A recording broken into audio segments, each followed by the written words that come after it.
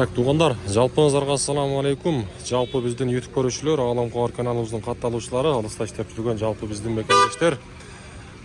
Ноокаттан кайрадан курстарды тааныштырууну баштайм. Ассаламу алейкум. Болду, ошко жүрсөм дейт ана. Туғандар, каналга сөзсүз түрдө катталыңыздар. Бүгүн Ноокатта жалпы Кыргызстанда мына ушундай жамгыр жаап, күз айынын белгиси болуп баштады.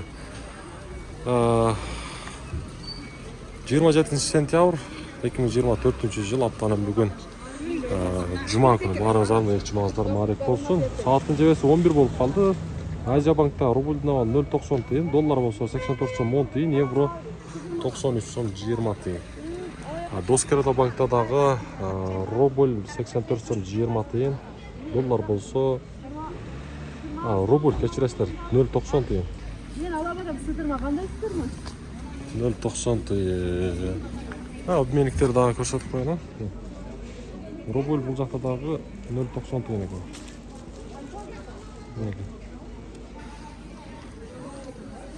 Каналга катталып, ошондой лайктар бериңиздер, басып коюңуздар.